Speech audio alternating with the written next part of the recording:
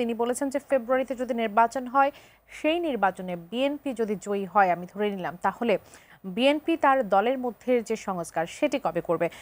জনাব আব্দুল সালাম, আপনার কাছ থেকে এই প্রশ্ন উত্তর নেই। বিএনপি তো আপনারা জানেন যে গত 17টা বছর এটা মিলাদ মাহফিলও করতে পারেনি। তার মধ্যে দিয়ে আমরা চেষ্টা করেছি যতটুকু দলের মানে কাঠামো ধরে রাখা যায়, চেঞ্জ করা যায়, পরিবর্তন করা যায়। আর এখন তো প্রায় বলা চলে যে প্রতি সপ্তাহে আমরা বিভিন্ন জায়গায় কাউন্সিল করছি, প্রতি সপ্তাহে কোথাও না কোথাও হচ্ছে, চেয়ারম্যান সাহেব সেটাতে অ্যাটেন্ড করতেছে। তো কাজেই বিএনপি তো করতেছে, বরঞ্চ আমি যদি পাল্টা বলি যে এখন আর যারা আছে রেসে জামাতে কেউ বলতে পারবে যে কোথাও কোনো কাউন্সিল হয়েছে বা হয়, বা তাদের লিডারশিপটা কিভাবে আসে, কিভাবে গঠিত হয়। মূলত জনগণের টেনশনের যেটি জায়গা সেটি হচ্ছে যে আপনারা যে সমাবেশ করছেন বা যেটি করছেন, সংস্কারের কথা বলছেন, তার ফলাফলটা আমরা আসলে কতটুকু দেখতে পাচ্ছি? না, ফলাফল তো দেখতে ভালো দেখতে পাচ্ছি, ফলাফল তো খারাপ কিছু নাই।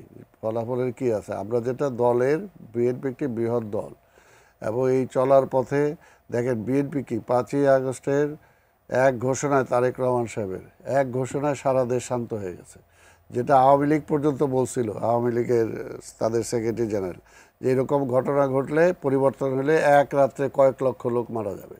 এবং হইতেও তাই, কারণ আমাদের এত গুম হয়েছে, খুন হয়েছে, এত পঙ্গু হয়েছে, এত জেলে, এত অত্যাচার, এত কিছু হয়েছে, সেটার পরিবর্তনে, সেটার পক্ষে তো একটা কিছু হইলো ম্যাসাকার হওয়ার কথা ছিল, হয়ও তাই।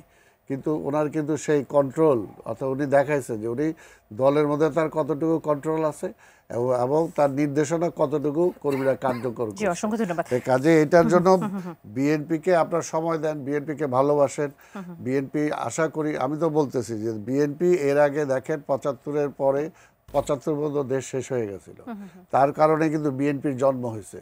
জিয়া রহমান আসার পরে টোটাল দেশে আমি এই দ্বিতীয় প্রশ্ন উত্তরটা একটু নিতে চাই। জি, জনাব ববি হাজ্জাজ, আপনার কাছে দ্বিতীয় প্রশ্ন উত্তরটা নেই, কেননা পিন্টু দুয়ারি তিনি পটুয়াখালী থেকে বলছিলেন যে দ্বন্দ্বের বিষয়টা বলছিলেন যে বিশেষ করে নির্বাচনে বয়স্কদের জন্য আলাদা ভোটের ব্যবস্থা, ইয়াংদের জন্য আলাদা ভোটের ব্যবস্থা যদি করা হয়, সেটি আসলে দ্বন্দ্ব আলাদা করে বাড়াবে কিনা, আর পিআর ছাড়া নির্বাচন হলে এনসিপি জামাত সেটি মেনে নেবে কিনা, তারা নির্বাচনে অংশ নেবে কিনা? জি, জনাব পিন্টুকে ধন্যবাদ জানাই তার প্রশ্নের জন্য। প্রথম প্রশ্নটা উনি যেটা করেছেন, বয়স্ক আর তরুণদের জন্য ভিন্ন ব্যালট, এটা বোধহয় উনি কোনো একটা ভুল কোনো তথ্য থেকে হয়তো প্রশ্ন করেছেন। সো এটা আসলে উত্তর দেওয়ার মতো কিছু নেই, এরকম কিছু হচ্ছে না। গণপ্রজাতন্ত্রী বাংলাদেশ, এগেন যদিও প্রজাতন্ত্রী নিয়েও আলোচনা শুরু হয়েছে যে প্রজাতন্ত্র হবে না কি তন্ত্র হবে, বা যাই হোক এইটাতে আর যাব না।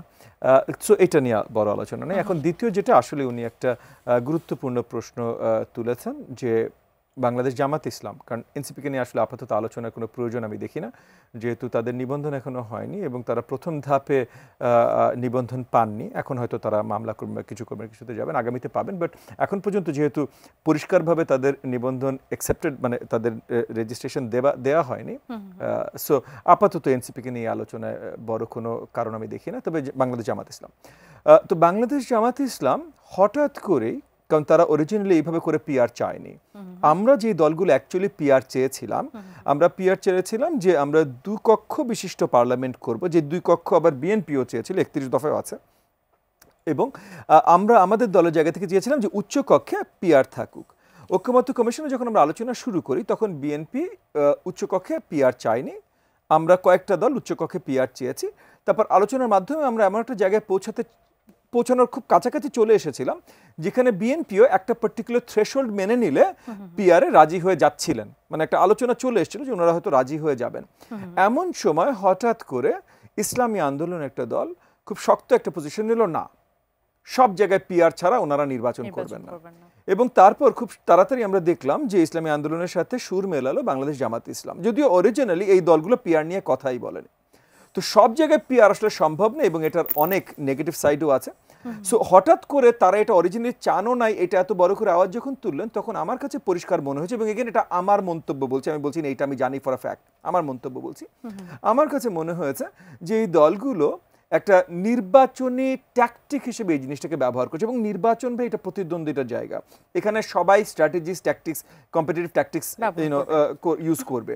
সো তারা এর আগে যেমন বিএনপির সাথে আলোচনায় ছিলেন কতগুলো সিট পেতে পারেন, সো ওখানে এই আলোচনাটা হয়তো বনিবনা হয়তো ভালো হয়নি, বা এখানে আরো প্রেশার তৈরি করা যায় কিনা, এর জন্য ওনারা একটা পার্টিকুলার ইস্যু তৈরি করেছেন। একই সাথে যদি বিএনপির সাথে ওনারা জোটে নাও যান, ওনারা আলাদা নিজেদের একটা আলোচনা এখন শুরু হয়েছে, একটা জাতীয় জোট হতে পারে ইসলামী দলগুলোর বাইরে এনসিপি। সো তার মানে আমি ধরে নিচ্ছি এনসিপি ইসলামী দল। সো এই ইসলামী দলগুলো এনসিপি প্লাস এরা একটা জোট করতে যাচ্ছে, জাতীয় জোট।